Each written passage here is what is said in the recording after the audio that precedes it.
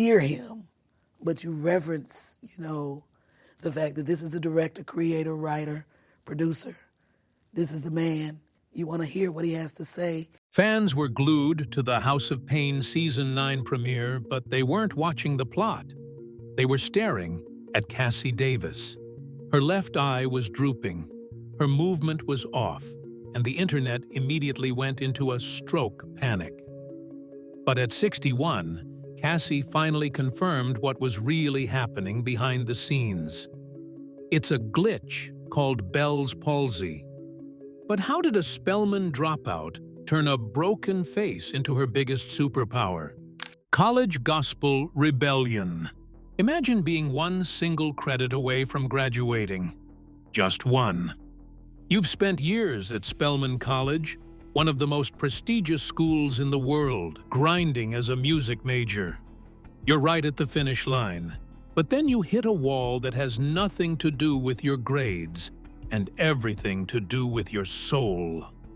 Cassie Davis was born in Holly Springs, Mississippi, so that deep Southern gospel music was literally in her DNA.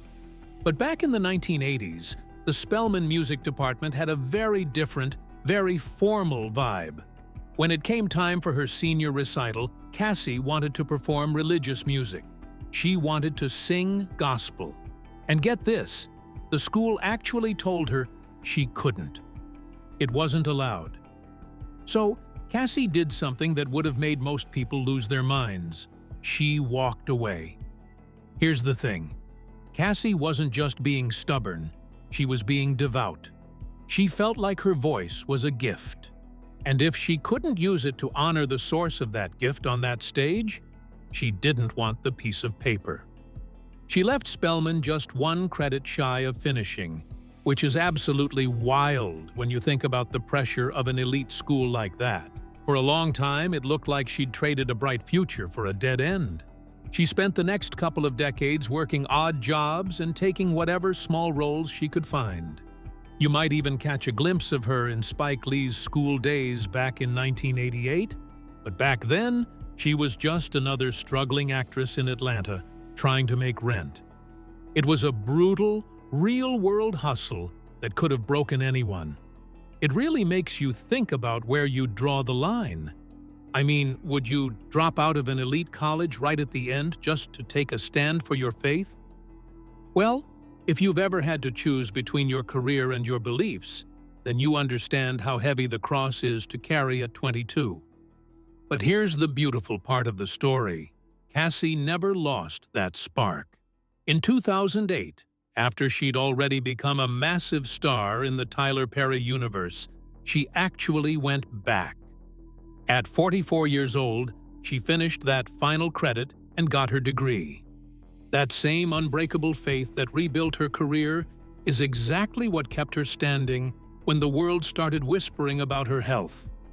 But those rumors in 2020, they almost turned her victory into a tragedy. The visible glitch exposed. The first time most people noticed it, it wasn't in some deep, sit-down interview or a dramatic hospital photo. It was on TV, plain as day, and it felt like your screen had a bad connection. It was March 2020. The world was already upside down, and the House of Payne revival had finally premiered.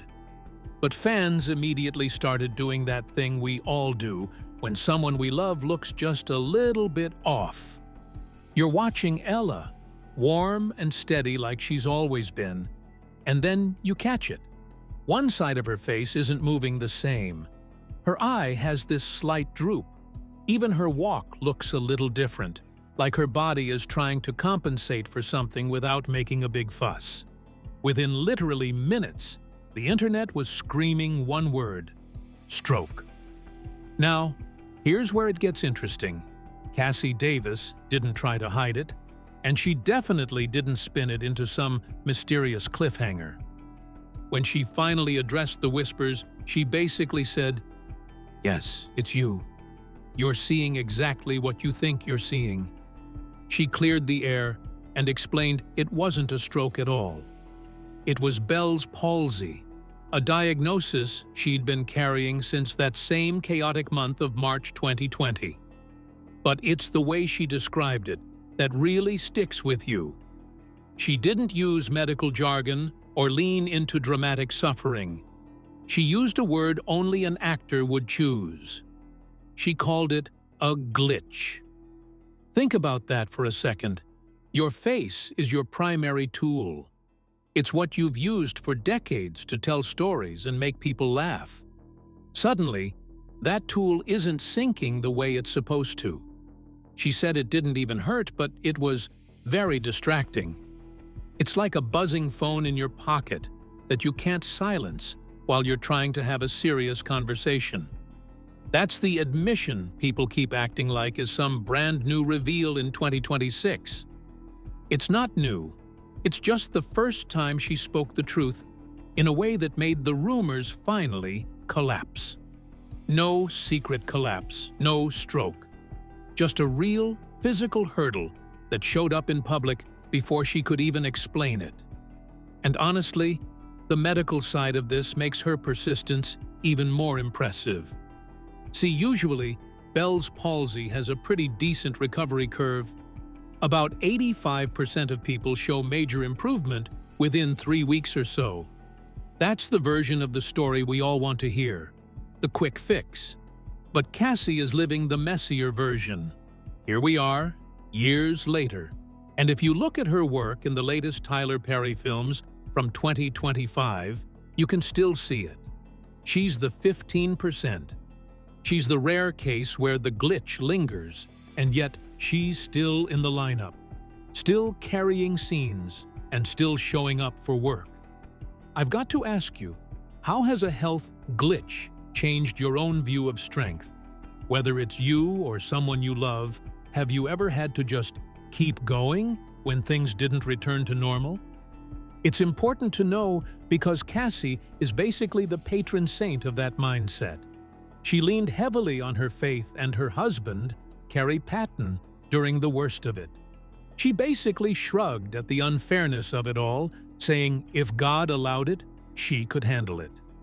But the internet? The internet couldn't just leave it at that. In 2021, the rumor machine went into overdrive and actually started a fake death hoax. It got so bad that Tyler Perry himself had to jump in like a protective big brother. He was absolutely fuming, calling the people who started the rumor cruel, and telling the world that Cassie was very much alive and still working. That contrast tells you everything you need to know about who she is. On one side, you have strangers diagnosing her through a screen, spinning conspiracies, and literally inventing her death. On the other side, you have Cassie, standing steady, calling her condition distracting but not painful, and continuing to act in front of millions anyway. She didn't let the glitch become her headline. She let her resilience do that. And as the world was staring at her eye, they were completely missing the love story that was keeping her standing. A relationship that actually took 20 years to finally reach the altar. 20-year wait for divine timing. While the world was obsessing over her eye and diagnosing her through a screen, they were completely missing the fact that Cassie Davis was actually living out one of the most patient love stories in Hollywood history.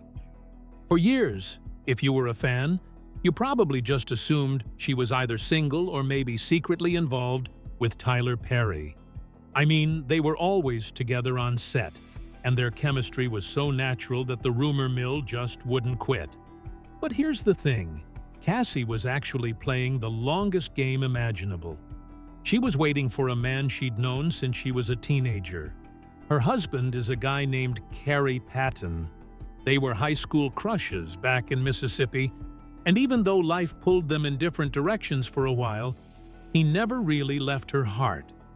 Now, think about this for a second.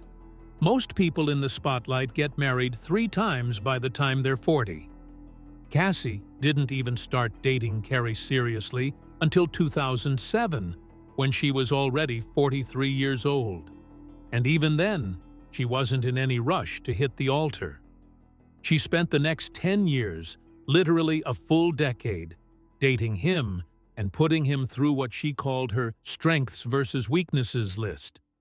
She'd actually go on dates with other people and compare them to Carrie. She was looking for a very specific kind of stability, someone who could handle the grit of her career and the depth of her faith without being intimidated by it. And Carrie was the only one who cleared every single hurdle. It's actually pretty incredible when you think about it. She completely ignored that Hollywood spinster label that the tabloids love to slap on women who aren't married by 35, and she just waited for her own version of divine timing. They finally made it official on January 11th, 2017.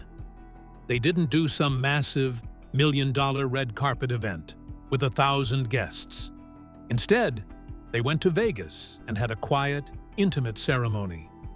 Since then, they've been notoriously private, though Cassie has mentioned that Wednesdays are their sacred date night. It's a simple, grounded life that completely shuts down those old rumors about her and Tyler Perry. They were never a thing. They were just two people building an empire together, while her real heart was back in Mississippi with Carrie. Wait, it gets even better. When that Bells Palsy glitch hit her in 2020, Carrie didn't flinch. He was the one standing in the gap while the internet was busy writing her obituary and speculating about strokes.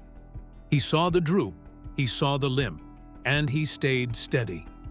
It really makes you wonder, would a shorter, shallower relationship have survived that kind of public scrutiny? I'm curious, though, have you ever waited a long time for someone, only to realize the timing was actually perfect? What was the thing that made the wait worth it for you? Because here's the undeniable truth. That same patience she used in her love life is exactly what allowed her to survive the brutal early years of her career. She didn't just stumble into the Tyler Perry world. She waited for it to be built, brick by brick, until she was the one holding the keys to the kingdom. Faith empire over rumors. Here's something most people don't realize about the years before Cassie became a household name. She was actually turning down more work than she was taking. Think about that for a second.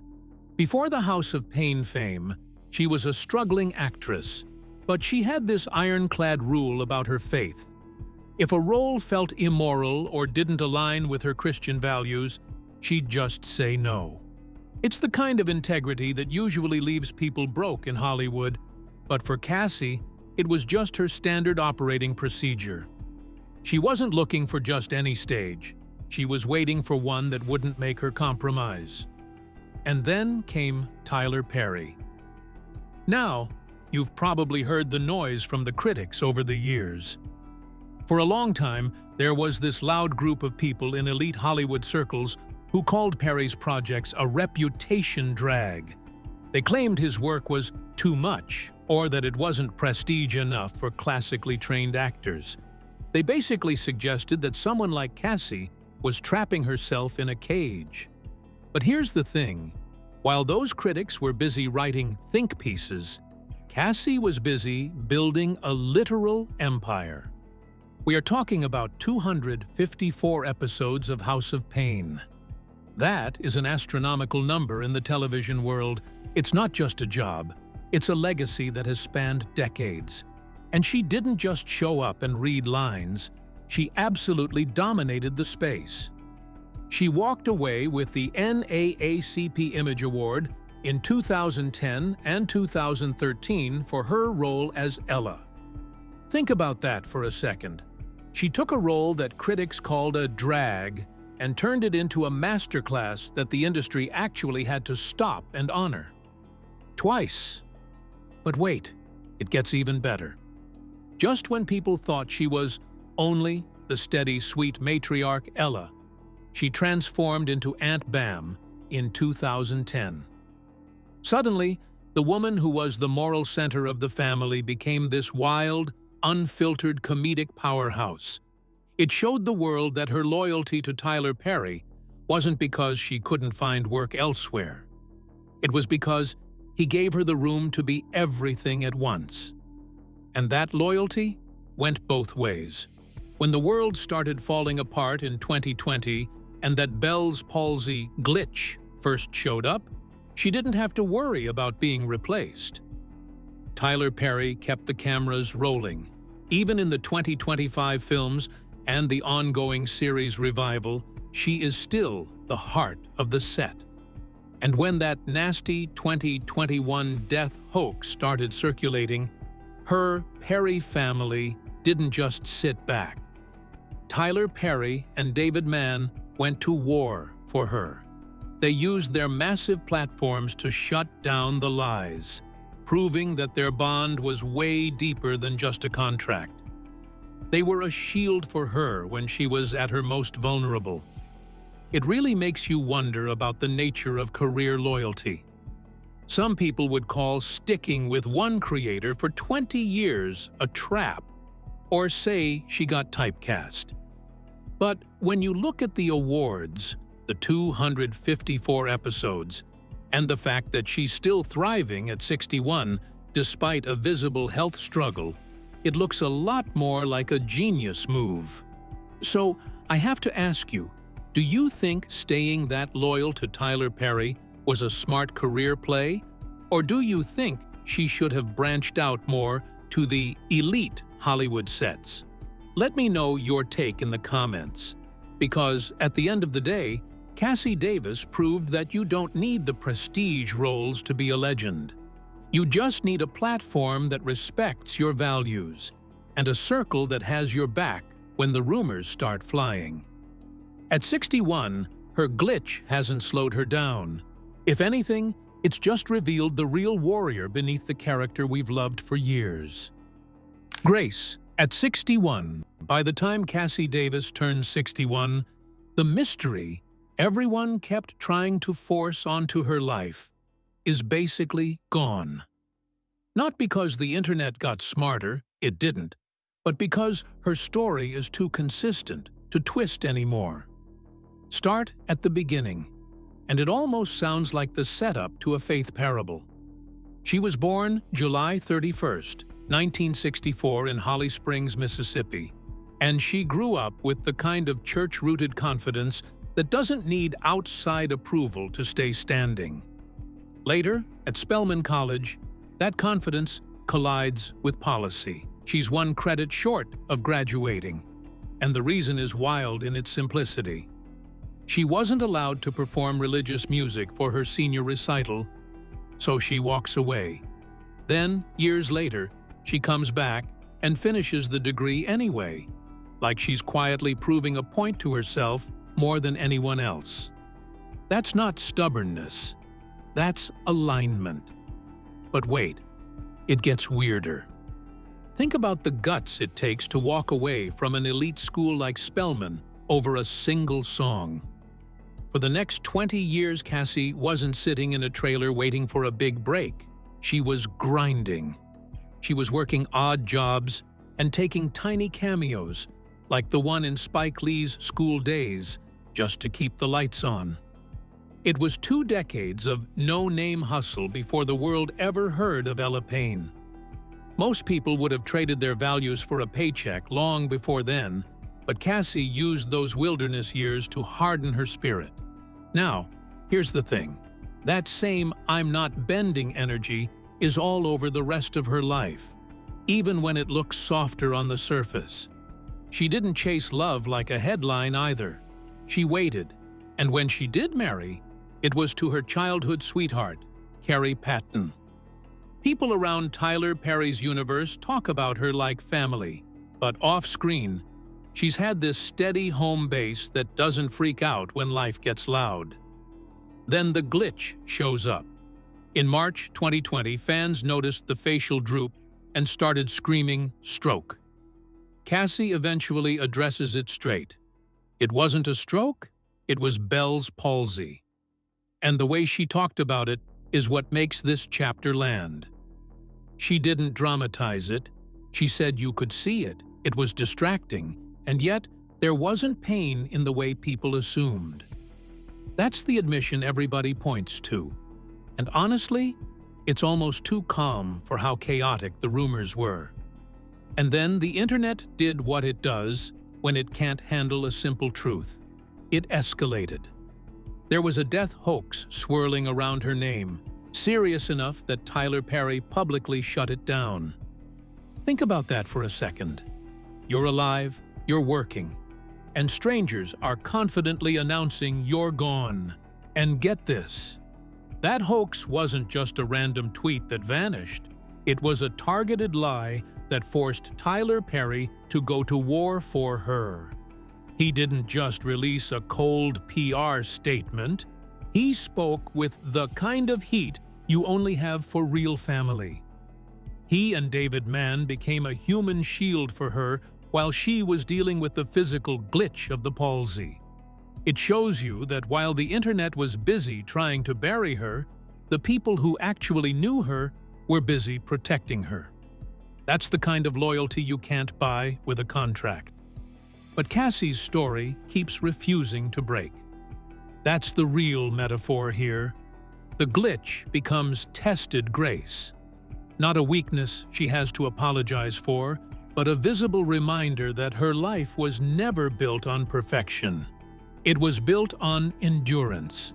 And the cleanest proof is that she's still showing up in Perry's world in 2025, still present in major releases like Medea's Destination Wedding, still doing the work without waiting for the world to stop staring.